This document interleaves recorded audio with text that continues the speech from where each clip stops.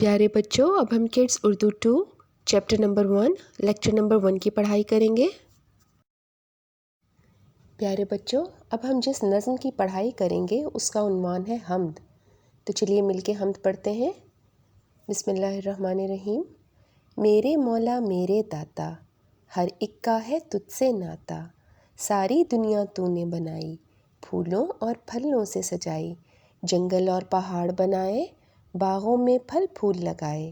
تو نے ہی انسان بنائے، تو نے ہی حیوان بنائے۔ حمد کے ان اشعار میں شاعر یہ بتا رہے ہیں کہ اللہ تعالیٰ ہی ہمارے مددگار ہیں، اللہ تعالیٰ ہی ہمیں دینے والے ہیں، اور ساری دنیا کا ایک تعلق اللہ تعالیٰ سے قائم ہے۔ اللہ تعالیٰ نے پہلے اس دنیا کو خلق کیا اور اس کے بعد اسے پھلوں، پھولوں، جنگل، پہاڑوں کے ساتھ سجا دیا۔ اللہ ہی نے انسان بنائے ہیں اور اللہ ہی حیوانوں کا بھی خالق ہے۔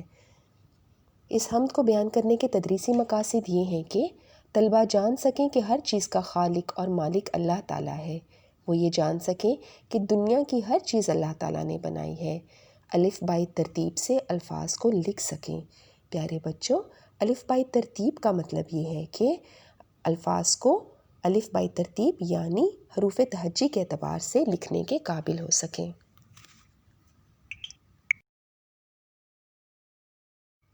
حمد میں کرنے کے لیے عملی کام۔ اللہ تعالیٰ کی دی ہوئی 5 نعمتوں کے نام اپنی کاپی میں خوش خط لکھیے۔